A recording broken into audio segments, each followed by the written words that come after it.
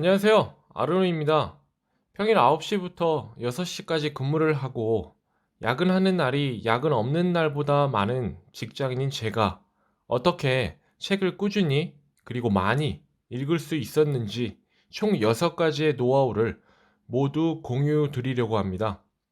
지금부터 공유 드리겠습니다. 첫 번째는 독서를 해야 하는 명확한 목표가 설정되어야 합니다. 이건 아침에 일찍 일어나기, 매일 운동하기 등의 좋은 습관을 지속하기 위해서 반드시 필요한 방법인데요. 모든 좋은 습관을 만들기 위해서는 그 습관을 만들어야만 하는 명확한 목표가 있어야 합니다. 그래야 그 습관을 지속할 수 있는 힘이 생기는 거죠. 저는 독서 목표를 다음과 같이 설정했습니다. 첫 번째, 주위에 좋은 인사이트를 공유하기 위해 나 스스로 성공적인 독서 습관을 만들어 1년에 200권 이상 읽자. 두 번째, 현재 내가 가지고 있는 자산을 최대한 효율적으로 이용하기 위해 재테크책 100권 이상 읽자. 등 저만의 독서 목표가 여러 개라서 이미 달성한 것들도 있고 앞으로 달성해야 할 목표들도 있습니다. 목표가 명확하게 설정되어 있어야 독서 습관을 길을 잃지 않고 끈기 있게 지속할 수 있습니다. 다음 두 번째는요, 책에 대한 접근 장벽을 스스로 낮춰야 됩니다. 처음에는 책 읽기가 싫고 괜히 책이 두꺼워 보이고 언제 이걸 다 읽지라고 생각하실 거예요. 이 장벽을 넘어서기 위해선 틈 나는 대로 읽어야 됩니다. 책을 자주 접해야 해요. 놀이공원의 귀신의 집도 매일 간다면 점점 그 무서움이 덜 하실 거예요. 비유가 적절한지는 모르겠으나 독서도 마찬가지입니다. 제가 경험해봤어요. 독서라는 취미가 전혀 없던 제가 책을 자주 접하면서 이제는 독서는 제 삶에 없어서는 안 될 루틴이 되었습니다. 그냥 시간 나는 대로 책을 펼치세요. 자주 앉는 소파, 화장실, 침대 맡에 두고 그냥 생각나실 때마다 편히 책을 읽을 수 있는 환경을 만들어 주세요. 독서는 사실 대단한 행위가 아닙니다. 양복을 입고 아니면 화장을 다 하고 읽는 것이 아니잖아요. 하루 5분만 보시더라도 1년이면 30시간이나 됩니다. 또 읽고 있는 책이 어렵다면 그냥 덮고 읽기 쉬운 책부터 읽으세요. 시집, 소설, 그 얘기했죠? 실용서보다 쉽게 읽힙니다. 그렇다고 시집과 소설이 도움 안 되는 건 아니잖아요. 시와 소설을 통해 삶을 통찰하는 눈이 깊어질 수 있습니다.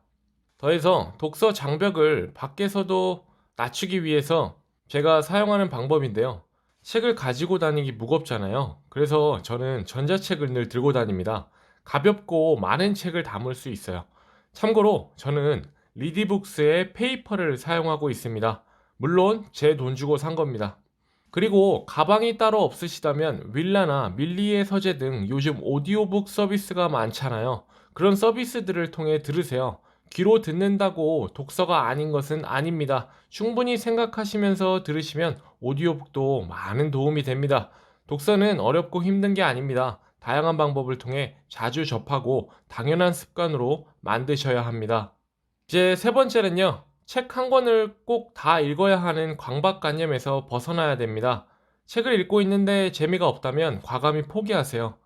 어려운 책이나 재미없는 책을 억지로 읽는다면 독서라는 습관을 만드는데 엄청 부정적인 영향을 끼칩니다.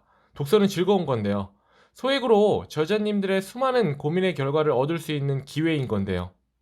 만약 책은 다 읽기 싫은데 저자님의 생각이 궁금하다면 책의 챕터 소개를 보고 필요한 부분만 발췌독하세요. 저자님들의 생각을 정리한 마지막 챕터를 힘주어 읽어보기도 하시고요.